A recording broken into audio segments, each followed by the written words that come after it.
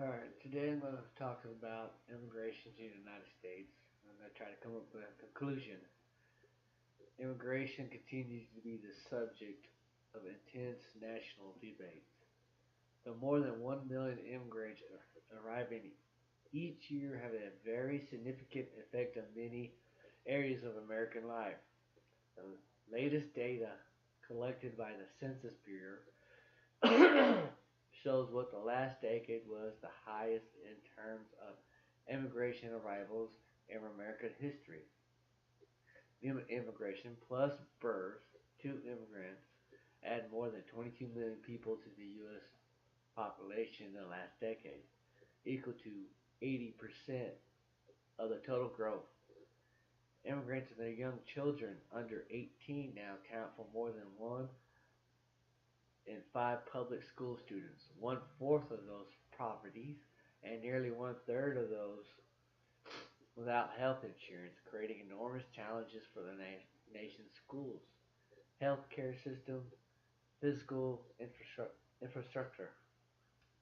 The largest share of immigrants who arrive as adults with relatively few years of schooling in the primary reason so many live in poverty, use welfare programs, lack health insurance, not their legal status, or unwilling to work. Despite the fact that a large share of immigrants have few years of schooling and low income, most immigrants do work. In fact, the share of immigrant man holding a job is higher than that of native-born man. Moreover, the evidence examined in this report and other research makes clear that immigrants make significant progress the longer they reside in the United States. This is even true for the least educated. Unfortunately, this program still leaves them well behind natives in most measures of social economics status, even after they have been in the United States for decades. The share of adult immigrants who have lived in the United States for 20 years who are still in poverty or lacking health insurance is at least 50% higher than for adult natives. And the share of these long-term resident immigrants' household using at least one welfare program is nearly twice that of a native household. At the same time, the immigrants policy has significantly increased the number of less educated immigrants. There has been a dramatic deterioration in the labor market and position less educated natives. Comparing data from the beginning of the decade shows a huge decline in share of young and less educated natives holding a job. From two-thirds, just under half, the decline is working among young and less educated natives beginning well before the Great Recession.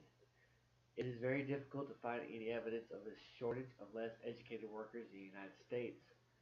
Some may argue that immigrants only do jobs that Americans do not want, but in analysis by Akape shown that the very vast majority of workers at most every job are U.S. born, including three-fourths of the janitors and two-thirds of construction laborers and meat process.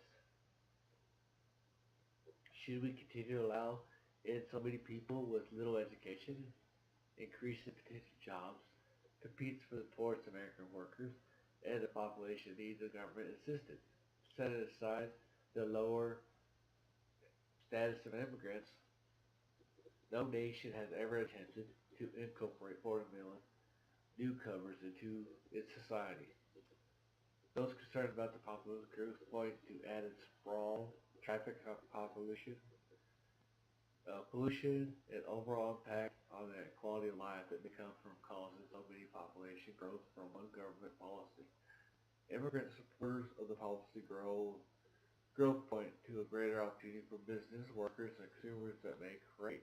However, one approach population increase it appears that immigrants have become a determinant factor in U.S. population growth. It is equally clear that while immigrants makes the U.S. population much larger, it does not make the population significantly younger. However, one view of immigrants is clearly important to understand that it affects American represents the choice. Selection criteria can be altered Afghan the total number of people allowed into the country illegally. More the level of resources devoted to reduce illegal immigrants can also be reduced or increased. The goal of this paper has been to provide information or impact immigrants to American society for better policy discussion about the kind of immigrant policy should be adopted in the future. Absent of changes of policy, 12 to 15 million additional illegal and legal immigrants will likely settle in the United States in the next 2 years or longer. Thus, immigration impact will continue to grow and current trends continue. That being said, people need to all the